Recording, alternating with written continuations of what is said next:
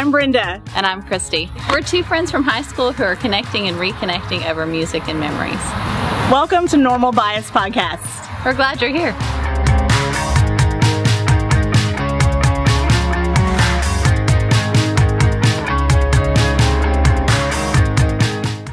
So I just have to say this. I love where we grew up. I love North Shore. I've said this on a few podcasts. All of them. On all of them, probably. And like, you know, when I talk to people at work, because it's really funny. What do you do? So I work at the front office at the elementary school here in the neighborhood. Okay. So that's the southern tip of Humble, though, isn't it? Yes. Mm-hmm.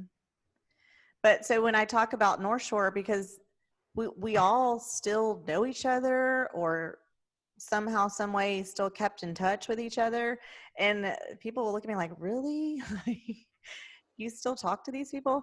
And like the word that is like in my head right now, listening to you guys talk, is relationship. Like we have built relationships that just are not. It's awesome, and they just keep building, and we keep up with each other, and I love that. And she has a 7th grader right now. Her son just started 7th grade. And I think that's so cool that you obviously made an impression. I've heard your name several times from Christy. And I love that.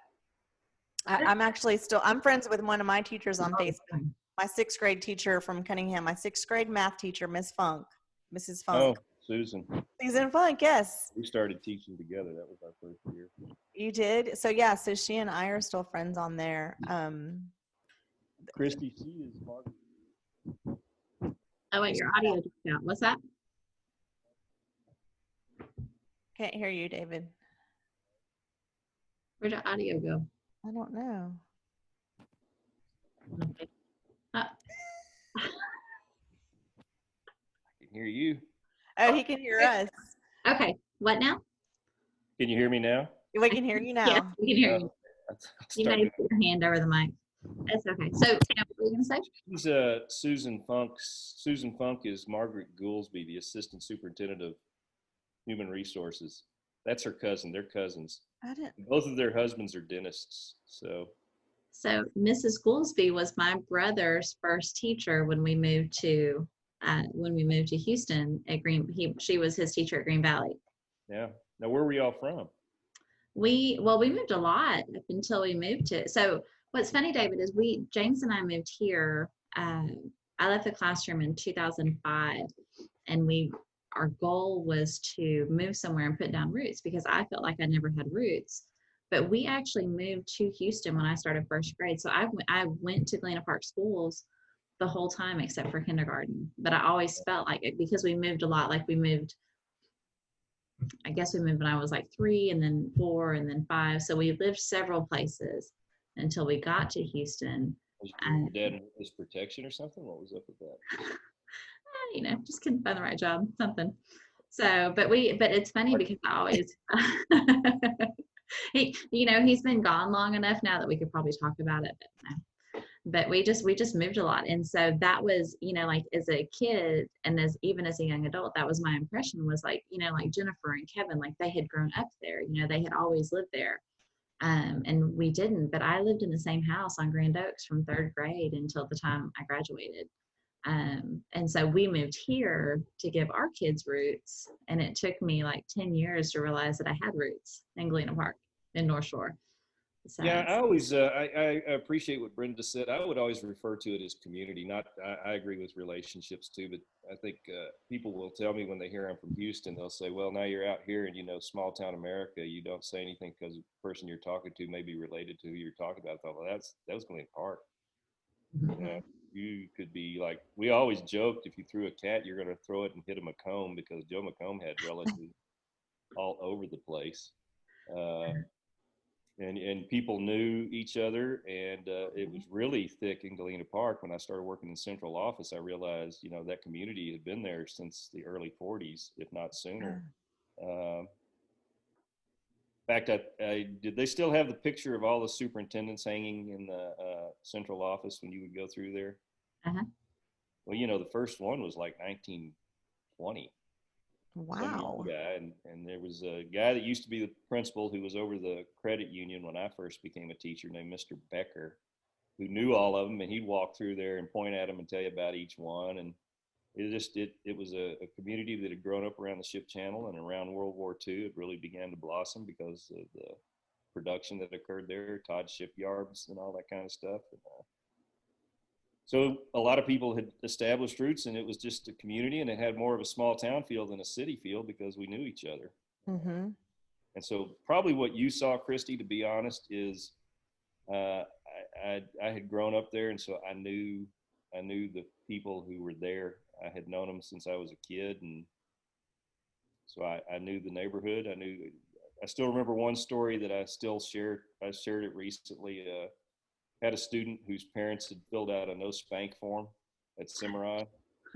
And so we honored those things, but this kid had just been, it's horrible. He was just not a well-behaved kid, and he got sent to the office maybe 3 times that week. So on the 3rd time, I pulled the paddle out of the drawer, and he turned around and looked at me and said, "My mom says you're supposed to call before I get spanked." And I said, "Yeah, I'll call her as soon as I'm done." You know?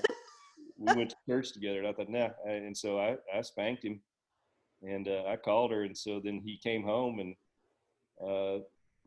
we knew each other through church. And so she called me when he got home, and he was in the background. I could hear him just bending her ear. And she says, "Well, now, Matthew said you did this, and Matthew said you did this, and Matthew said you did that." And after about the 3rd time she said it, I said, "Well, maybe the problem here is that you're listening to Matthew tell you everything, and you're not asking me anything, you know." And so you just have that comfort level because it's, Yeah. you're comfortable with the people, you know. You have a history. Yeah. So when I was at Cimarron, you knew you were in big trouble. So my 4th grade class was next door to me. I didn't have Mr. Southern. We were neighbors, and he lived off of Grand Oaks, but you knew you were in big trouble. There was, what was it, like a janitor's closet or something next to his room? And that's where when I was in school, where you went to get pops. Yeah. Yeah, when I was in school, it was in the hallway. Sometimes it was in front of the class, and sometimes it was in the hallway. But if the teacher grabbed the paddle and told you to come up to the front of the class, you're like, "Oh crap!" So Yeah, like back in the day. So when I started teaching in '98 at Howard, David Smolka was the assistant principal, and he was hilarious. You guys would get along great. he and I knew each other. We were actually family. We became family friends. He and his wife Kim. I haven't talked to him in years. Yeah, I don't even know where they're at now. I think they might have gone back to New York. They went from Galena Park to Frisco, but I don't know where they went after that, because he was I haven't come across him on social media. So yeah, he was at Christie Elementary for a while, but I remember, because back, by the time I started teaching, only the administrators could administer corporal punishment. So he was the keeper of the paddle. And I had, with resource kids and a lot of the kids in the behavior program and stuff. And so we visited his office frequently, or they would get in trouble and then they would call Mrs. Hroon to go up to the office with them. And I had to be there for that. But I remember one time there was this kid that was just being a mess. And David was like, look, and you could tell that, like, he didn't really want to have to pop the kid again, because we'd been up there before. And he took that paddle and he was trying to make his point, and he flipped it onto the desk, but he hit it just so that enough of the paddle hit the wooden desk that it like reverberated, and our ears were ringing, and like we were all deaf for a few minutes. It was like someone had dropped like some sort of a bomb in his office. And all I remember is like David, like he didn't say anything after that. He was just like, and then the kid and I left, and I don't think we ever talked about it again, but I still remember my ears ringing. He was like, he just was going to hit the desk and then scare the kid. But I think he deafened all of us for the rest of the day. So. Yeah, funniest story I ever came across I was not a part of, but Mike Barkley and Peggy McCorder were working together, and there was a kid that had eaten Crayolas in kindergarten, and he was African American, and this has a point to say that because he spoke kind of with that dialect, and so Peggy did what became kind of the habit for the next 3 generations of administrators. She got the paddle out and she wagged it, and she was talking to him. And she said, "You ate your Crayolas, and you shouldn't have eaten your Crayolas, and this, that, and there." She said, "What do you think you deserve? What do you think you need?" She's wagging the paddle. He looks at her, and in that African-American kind of accent, he goes, "Drink of water." And they died laughing. They just died laughing. It's just like, Yeah, it's like the point of anything I was trying to make is just out the window now. But I still just remember how they would say it. He said, just kind of let it roll off his tongue. Drink of water, you know. And I thought that's funny. But, That's Duh. true. yeah. So, but David, my first year, remember at Harvard, our first year, our Francie got sick, and Peggy came in as our kind of our sub principal. But it worked out. So it worked out great. So my Brenda, Peggy McWhorter was my principal at Cimarron, and then my first year of teaching, she came in early October and stayed for several months. And I cried, y'all. My first year of teaching, I cried every day until Halloween. I hated it. I wanted it out. I wanted to go back to the university. Like I applied for a job at the university that I had passed over the year before. And Peggy sat me down and she said, the squeaky wheel gets the grease. You walk around here like you know what you're doing, so nobody's helping you. You have to ask for help. And I was like, and that is I didn't like it at the time, but it was great. It was great advice. And so Peggy and I we were very good friends. I always respected her, and she wasn't always the easiest person to work with, but boy, you learned a lot if you allowed her to teach you. So. yeah. And that name sounds familiar. I can't picture her face. Like If you saw her with her dark hair and her drawl, she's very proper Southern woman, always fully made up, always perfect hair. And her nephew was the assistant principal at Cimarron when I taught there. And then we worked together at Region 4. Yeah. Changed his name to Hayden, but his name was Daryl at that time. And, I still call him Daryl if I ever see him or run across him. Yeah, he and I were good friends. I always liked Daryl. He's a good guy. He was a good guy. I enjoyed him very much. But y'all, like this to me, Brenda. So I didn't know. Brenda texted me the other day and was like, I did a deep dive on David Baldner. And she's like texting me screenshots of old blogs and stuff that you used to write. So David likes, I feel comfortable saying this on air. You like beer. You like cigars. You like your dog. Yep, Hank. You like sports. Yeah, these are all things I wrote down. So like what's on? Oh, there he is. Yeah, he's crashed at my feet.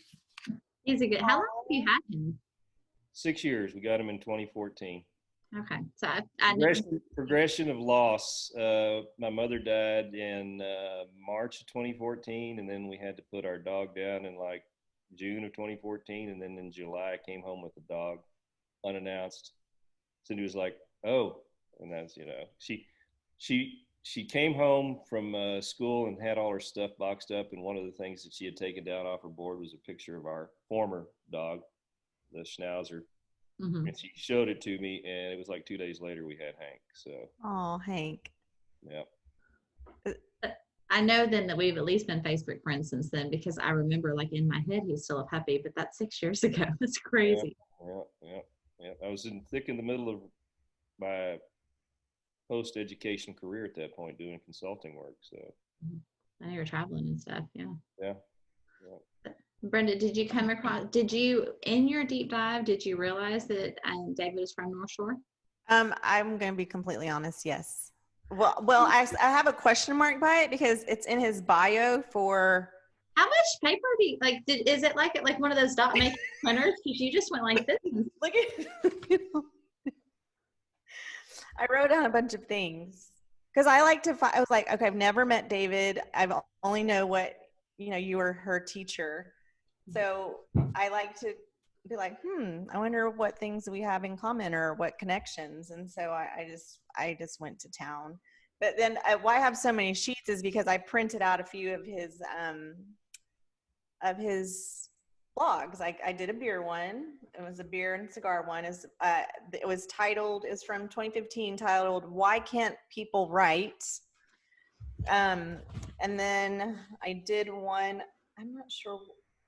I think this one was called Leading Dialogue.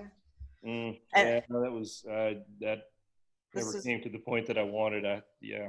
This was for 2014. I want to read this the very last sentence of this post called Dialogue and Leading, because I really liked this. It said, "True dialogue, which listens, engages, and seeks a rationale, seems simple enough, but it is also it is also possibly one of the more difficult concepts to accomplish. I really liked that. Did you write? Oh, of course, I wrote it. Yeah, that was me. I mean, But that was the Holy Spirit, because you're like, did I write that? No, but at the very end of this whole thing about dialogue and leading, because I was like, I actually have had a conversation recently with someone dealing with Maslow's hierarchy of needs, and I said in that I don't think many people are capable of self-actualization. I think we're all stuck toward the bottom. So that I'm consistent, because that kind of infers that we don't really seek true dialogue. I think we just seek to be heard. So, yes, that's a real thing. But so, I want to ask this real quick before I go into a couple of these things that I so nothing in my beer or cigar post was worth. No, I actually the one that I want to try this beer. It was about the coffee porter. Oh yeah, I made one of those, but you can go to Specs and get it. Yeah. But I liked it too. It was something about like how experts are like, oh, this cigar because this or this and that, and then you met the maker of one of the cigars or something, and he was just like, hey, well, what do you like about, or what do you like in your cigar? And he was just like, really, just a chill, cool guy. But anyways, I read that. I like cigars as well. Beer, But you smoke cigars, Brent? I have. I mean, I'm not like a cigar smoker, but I have smoked cigars. Does your mom know? She does now. No, she probably does. Are we a little past the age of permission? I mean, if you smoke Oh cigars, yeah. Although, see, last night we were talking about. I've always liked how they smell too. My dad smoked cigars. My dad was a smoker a little bit, and he also smoked a pipe sometimes. The pipe. Oh, that was really cool. I liked the smell. I have a pipe collection as well. It's always been in a celebratory way, Christy. Yeah, one of the ways they refer to cigars and pipes is, you don't hear it with cigarettes, but you'll hear it with cigars. They refer to the aromatic nature of them. And so a cigar and a pipe are two senses. It's taste, and it's also smell, because your nose is working as you smoke. So they put different kinds of tobacco in it, because one will appeal to your smell and one will appeal to your taste. So I think too, because that's interesting. It reminds me of my dad now too. I lost my dad in 2017, but anyway. So here's some things I liked about your Facebook posts or pictures. I looked at the pictures. You seems like you post pictures of like actors or like historical figures. There was a lot of Animal House. There was Clark Griswold, Cousin Eddie. That's recent. That's all. Yes. So, but I like it. They're just the picture. There's not a caption, so I'm just like, I wonder why he posted this that day, or is it just funny? I don't know, but they were all definitely characters that I recognize and I thought were funny. Well, here's a funny story that Jeff Burnett and his wife live up in Huffman, and their kids go to Huffman schools. And so they're friends with family Jason and Kinsey Hensley, or something to that effect.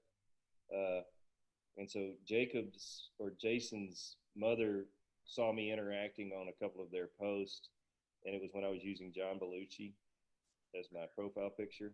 Said, your friend David sure looks a lot like John Belushi. And they made that comment, which is where the post came. That I was like, well, that is John Belushi. Yeah. Part of that is it's a defense mechanism, because if you don't want your Facebook page copied, the best thing to do is to change a lot of profile pictures. And I got tired of looking at myself on that, so I thought, well, if they don't know who I am by name at this point, then there's no reason to worry about that. So I love the ones that you picked. It's cracking me up. So then I checked, actually I Googled your name. So your Facebook profile came up, a Twitter profile came up. And so on your Twitter profile, here's 3 that we have in common, 3 people we follow in common. We follow JJ Watt, Ed Sheeran. Oh, I have 4, Sports Center, and Tom Hanks. So I thought that was fun to see which ones we had in common. Still hadn't found much of a use, but I've got a couple of friends that are both radio people up here. One's a talk show host for conservative radio. His name's Chad Hasty, and another one is sports talk, and his name is Ryan Hyatt. So I follow them because they post interesting stuff. It's following them really to just keep up with current events because they'll both post really. And Chad and I, but Chad's a big cigar smoker, so I'll see him at stuff. But I definitely, just so your sense of humor just like jumped out at me, which I thought was really cool. Because I like laughing. I'm a fan of it. Yeah, it's good therapy. I agree. Yes. Balance each other out. So Brenda, we were talking about you at dinner. Right, you said this. Scary. Yeah, so David, I'm working part-time right now for some friends of mine at their commercial kitchen. And it's kind of a long story. But anyway, so got home from work, James made dinner, we sat down for dinner and we were talking about it. And I told the kids, I said, yeah, I had to tell Miss Brenda to quit Googling you. I was like, just be surprised.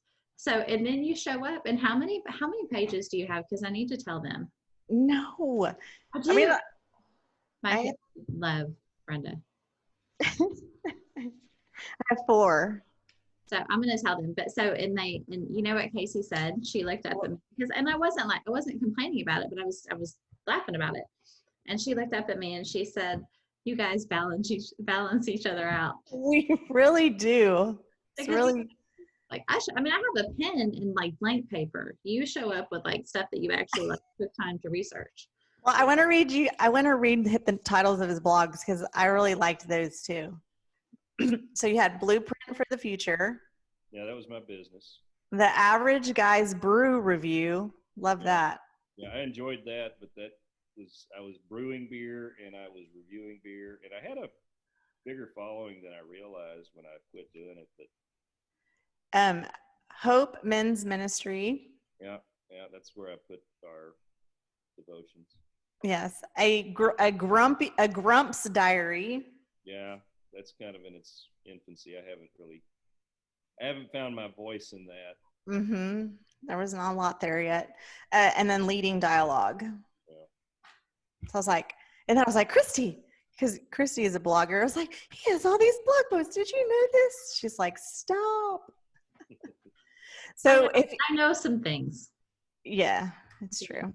So if you were to write a book, David, what would your book be about? Because now that I've talked to you, I mean, education is a huge part. Then you've got the realty, you like beer, cigars. Like there's just a lot of things there. Leadership. My book would be about the parable of the prodigal son. I think there is a rich and deep book in that. And I bought a book because I was asked to teach on the parables at church. And I found this book called Stories with Intent. And it really is an entry. If you want to find a book that it explores more about Christ's parables than I care to know. It talks about some of the Greek or Hebrew that was used as he taught, as it was recorded. It talked about the background. It talked about similar parables that existed in literature at the time. I mean, it goes in depth. But he finally gets to a point of what are the main takeaways. And the prodigal son has always been one of interest because we find ourselves in one of the two people, one of the three. I mean, you can be the parent, which as parents, your kids do some things that disappoint you, and you're happy when they come back around. And so you've certainly experienced what the dad experienced. Hopefully never to the degree that the dad did when the younger son comes back, but you understand that. The older son, it's interesting in that book, is as lost as the younger son. Because he thinks he's been following the dad's will. So he looks at dad when the younger son comes back. He's like, well, I don't understand because you're throwing this big party for him and I've been here the whole time and look at me. And so the book warns about people kind of assuming they're doing God's will, you know. Older members at church, for example, you know, I've been here the whole time and we got this new member and I don't know what the fuss is all about. Look at me. I've been ushering for the last 20 years at this church, you know, so he's kind of a lost son. It's actually called the parable of the lost son, or the lost sons. And so I just think it's a very interesting story. And I think there's a way to weave a modern story out of it. I just haven't figured it out yet. So I can't wait to read it. yeah, well, I'm almost 61, you know. It's not like I've got a lot of days left in front of me. If I'm going to do it, I might as well start now, because it's not like when you wake up at 20 and think, I got the rest of my life. Now the rest of my life at 61 isn't like it was at 21. It's like, I'm not even ancient, you know, because ancient's 40 when you're 20. So, yeah. But you know what? I tell you, from 45, 61 doesn't sound that old. So I'm like, you know what? Yeah, me either. But you know what I'm going to tell you, David Baldner? You know how you write a book? One page at a time. One word at a time. Yeah, it's like a marathon. When I did run marathons, I ran 5, and that was a production and slow. But you did it. I did. But the way they say, you know, you got these riders who are really good riders that they talk to you about running, and it says the way to run a marathon is just put one foot in front of the other. And yeah, and a lot of people pin that to their shirts. It's like their first marathon, and it's just like left, right, left, right, left, right, left, right. And you know what that means if you run a marathon. That means the way you're going to run this is just to start running. Yeah. And, interesting story in that, which I think because of listening to you two talk that I know you would find interesting. The first marathon I ran was the Houston Marathon. It was in 2000. I was working at Region 4. And I do not know where I found the time to train for that, because, you know, God, I mean, where do you But you had kids, like young drive kids. from Kingwood to Region 4, and you drive back and forth. And the only way I had it was we had Westlake Houston Parkway, which we lived off of up in Kingwood. And so I had the distance because of the trails up there, but it was just like trying to find the time. Anyway, I finally get there and I'm waiting for the start. And so you're having all these pre-run emotions, worry, fear, you know, doubt. And I'm thinking, boy, I just don't even know if I'm going to be able to do this. And I'm standing behind a guy, and I just look down, and when I look down, I see his prosthetic. And I'm like, well, I don't know what I'm bitching about. Here's a guy, he's standing there just as cool as a cucumber, and I'm like, okay, well, David, you're going to run it now, you know. So anyway, that's awesome. Sorry, let me rephrase that. I don't know what I'm griping about, so now you can drop that. I was going to say, you know, I'm too lazy to hit explicit. We'll just see if they catch it. Yeah. If they go this far into it, then I was a lot more interesting than I thought. So, well, you know, so I actually do look at our analytics, and they probably won't. Our completion rate. So yeah. So you know, this has been fun. But I will say so you and I don't know when we started talking to each other about writing, but one of the things, you know, I don't want to write a book anymore. I don't feel called to do that. But one of the things from, you know, I'm in a writer's group and other things and follow a lot of writers, and that, like, I don't know a single writer who says it came easy. Like, those words come hard, and there's some days that they pour out to be right, but you have to, writing is a discipline, and it's making yourself, just like you had to discipline yourself to train for that marathon, it's making yourself sit down with your pen or your computer or whatever and doing it. So do it, because you have so much to say.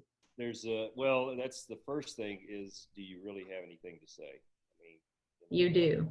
I've listened to people who've written books, and they talk about it. There's a period of time, my favorite author is John Steinbeck, so he came up in that famous period of time where all those guys hung around with each other, and, you know, if you saw the movie Capote, it was very accurate. Those guys were heavy drinkers. They hung around with each other, and they, you know, it's one of the things that I took away from just learning about them is you really just, and Willie Nelson even says that. Oh, we lost your voice. Oh, how about now? There it is. Yep. All right. I figured out what I did. I'm actually moving the computer, and I'm putting my hands over the ends of it, so that must be where the microphone. Oh. my favorite book of all time is East of Eden by John Steinbeck. And I don't know if you've ever read it, but oh my God, it's just such a good book. And that's written, the story that's based off of is Cain and Abel. And, Really? yeah. That was a mini series back in the day, I think.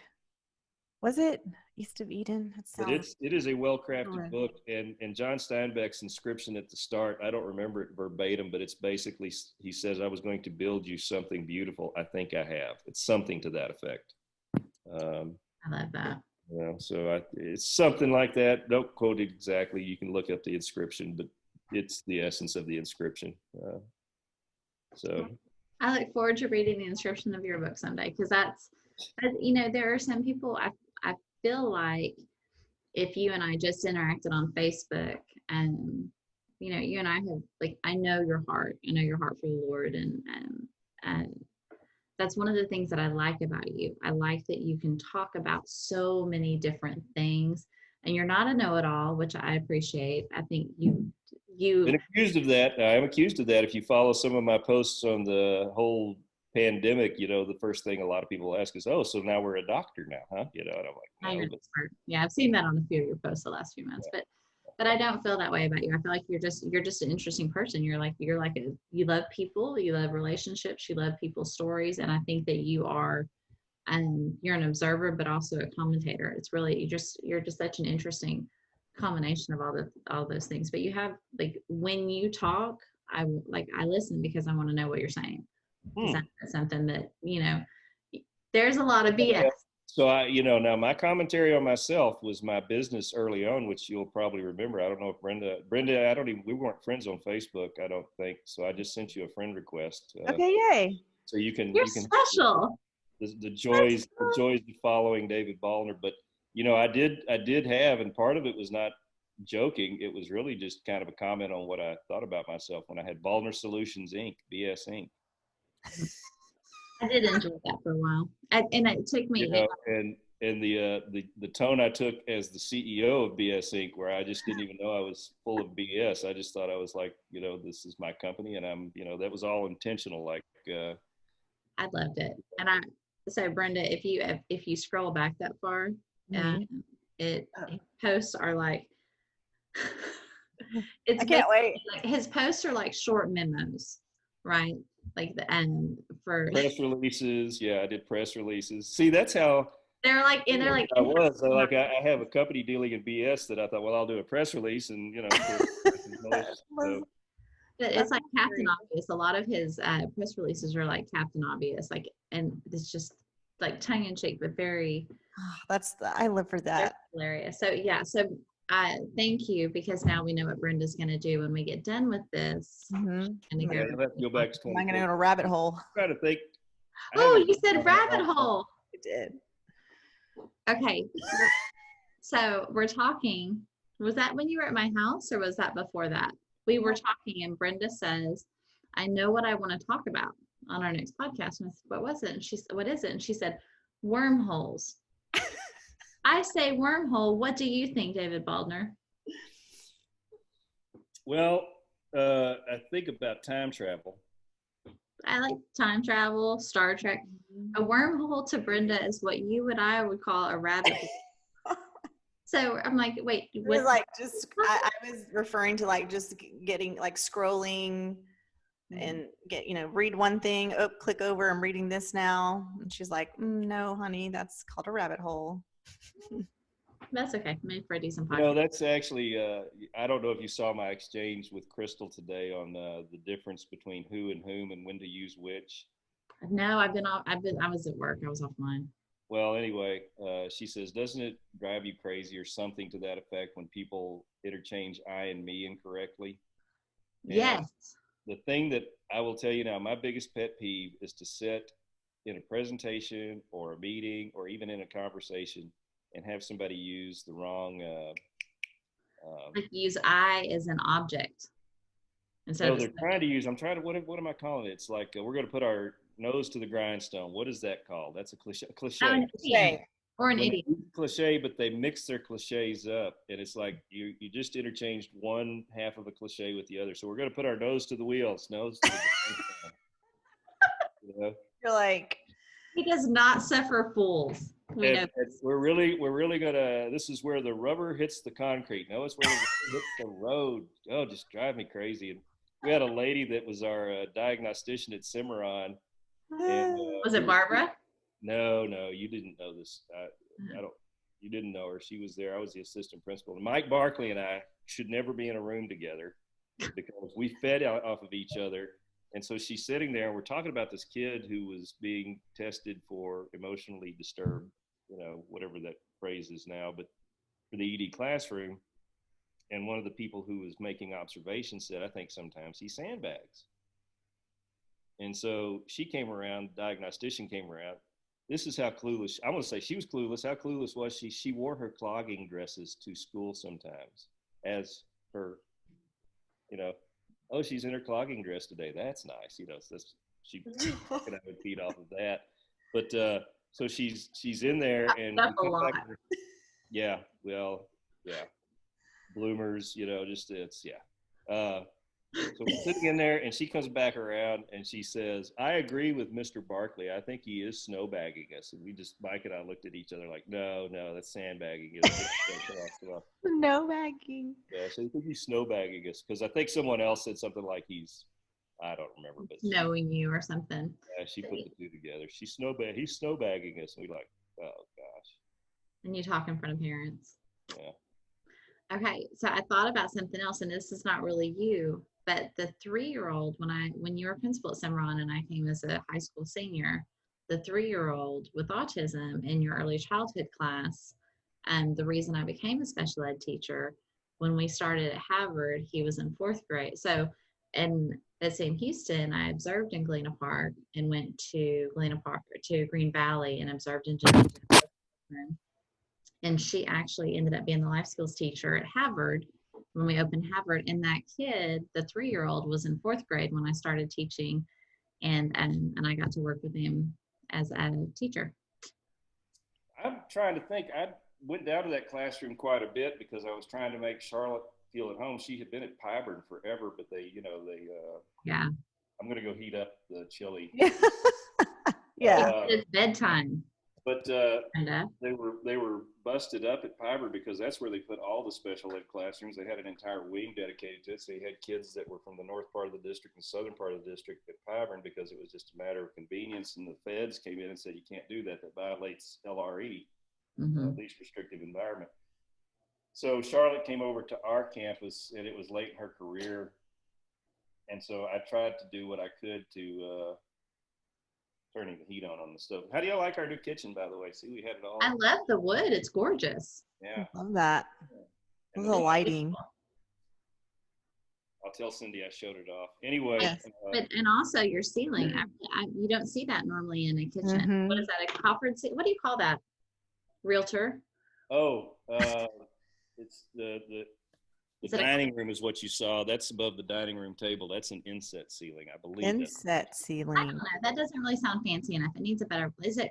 What is a coffer? It's not a vaulted ceiling or anything like that. It's just it makes it feel like you've got a bigger room than it actually is. So it's fancy. So like that's our ceiling. It's just a ceiling. So yours is fancy. Yeah, well, that's our dining room. So anyway, there was a young girl in there at the time, and she was probably 3, and I want to say she was Indian or Pakistani. Had really dark hair, dark skin, but she wasn't Hispanic.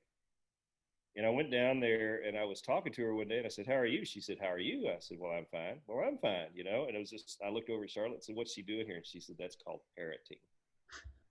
Like a parrot, not parenting, but parroting. Parrot. Oh, so she says she's not going to come up with anything original. She'll just repeat everything you say. I said, oh. I was full because I thought, how are you? How are you? I'm fine. Yeah. I was like, well, it's just perfectly normal. What's she doing in here? What are you doing in this class? Yeah. What are you doing? What are you doing in this class? Karen Sateri used to, I don't know where it came from, if it was, but what with our kids, she would always come in and say, thank you. No, thank you. No, thank you. No, thank you. And like being at Chick-fil-A, my pleasure. Thank you. And it's like never ending, like, yeah, there's the United store that I worked at is real big on, just customer relationships, and they Uh-huh. teach everybody that works there, and they hire all kinds of, they hire special needs kids. It's really, I think, a good company. But I say that because they, first day you're there, they train you, and it's like a 10-minute training and making the customer feel welcome and things like that. So you're supposed to stop. And if you see somebody just even looking, can I help you find something? Those kind of things. And then they teach the people who carry out the groceries, because you get your groceries carried out there still. Um, the sackers are taught to say, as you're walking out to the car, create a conversation. Well, the most natural conversation is, have plans today, or are you busy today, or things like that. And it's become such a running joke that we actually on occasion have said things just on purpose, guys that I hang around with. Got plans today? Well, yeah, I got a body in the trunk, so I don't want you to put the groceries in there. Got a shovel and a body, and that's what I bought the lime for that's down there. We're going to go, just get rid of it. We talk just the kinds of things you could say just to throw them off, Got busy plans today? Yeah. After I take the groceries home and move the things in the freezer that I've got up there, the body parts and things like that, I'll just see if they're even listening, because they'll just keep talking. You're like, oh, let's go. That's hilarious. Oh my gosh. Okay. Well, you need to eat your frito pie, and I know, and I'm going to have to call. Cindy sent a text that said, please call when you're finished, and that was about an hour ago. like, what are you even talking about? So nothing, everything, right? Yeah, like well, I've related this to Seinfeld. I've used Seinfeld. It's a show about nothing. But it's been a great show about nothing, because then I'm the nothing that you talked about today. So You are not the nothing. I'm looking. Okay. So David, I went to the expert because I thought, who do I know who most understands your brain? So I asked my husband, I said, no, he digs the Beatles. And when he gave me the song, so if I made a mixtape, the song I would put on there for you, and I let James pick it. And I will also say I've learned my lesson about letting James pick songs. So when he texted it to me, he texted it to me, and I thought he was joking. And I was like, that's not even a Beatles song. He's like, yeah, it is. I know. I bet I know. Do you? What is it? Well, you tell me. I'll tell you if that's what I will be honest and say that's what I was thinking. Because the one It starts with everybody. Everybody got something to hide except for me and my monkey. Son of a gun. So I when I got home from work, and he had texted that to me, and I was like, baby, is that even a song? Like, don't mess with me. That's John Lennon's song, and the monkey is Yoko. Everybody's got something to hide except for me and my monkey. Well, so let me tell you. So I get home from work, and Noble plays me the song, and then James texts me the lyrics, because he's like, no, for real, this is the song for him. It has the greatest bass solo, and it's like 5 notes, but Paul McCartney hits this bass lick, and it's just like, wow. It's really kind of a nonsensical song. It's off the White Album. And it's got some woohoos in it, Brenda. But David, let me tell you, this is why I let his vote stand. Because do you know, the reason he told me that he chose that song for you, and the reason he thought I would like that song for you, is because you're an open book, and that is pretty rare. You put it out there, whether I don't know you to speak or to write things so that people. I'm listening, but the worst thing in the world is scorched chili, so I'm going to stir. Well, and especially if you've only got a little bit left in the freezer. So yeah, so the reason he chose that song is because you're an open book, and it's pretty rare, and I appreciate your honesty, and he notices it too. So I was like, I don't know how I'm going to fit Everybody's Got Something to Hide except for me and my monkey on a cassette tape graphic. But that's okay. That will be my challenge. Well, when you said you couldn't even believe it was a Beatles song, they've got some that are just really obscure. They've got one called Number 9 that's off of that same album. And then they have one called Why Don't We Do It in the Road? And so when you were saying, like, I can't even believe this is a Beatles song, I said, oh, God, I hope that's not the title. So yeah, no. Okay, good. See, Artie, that is the cool beans to me is that you were Christy's 7th grade teacher. And now and James knows you and y'all are friends. Like, it's just, I love that. That's so cool. If you ever get through Brenham again, seriously, you're coming over for a beer, and you can smoke a cigar outside. I won't partake, but I'll enjoy it if you smoke it. But. If I have a cigar with me, I've never been to Lubbock and have a ton of, so I used to, what do you call that? Volunteer at my church as, like an assistant youth person. Which and church so do you so I grew up Catholic, but when I had kids, and my ex-husband was Methodist, we went to Tascasita United Methodist, okay, like 13 or 14 years. And so a lot of the kids now, there's probably like 5 of them that are at Tech right now. Yeah. So last year I thought I might go to a game, but I didn't, which now I wish I had because that was before Corona, but BC. But yeah, I would people in the games, you can get to the game and they're not selling out, but UT is coming in 2 weeks. Not this weekend, but next weekend. That'll be a sellout at 16,000 people. So. Mm-hmm. So I would like to come just visit them, just see Lubbock and go to a game if I could. Yeah, we had a team from Huntsville called Sam Houston that came up here, and they were a really good NCAA D2 football team and almost beat Tech. It was one of those that, you come to the home opener and they get like Houston Baptist came up here last weekend and almost beat them. So I don't know if their head wasn't in the game, but that's Sam Houston had a really good team, and I thought they're going to lose this game, and they ended up winning. But Sam Houston was good, so they did the past few years. Well, I don't know if they didn't go to national. I don't know.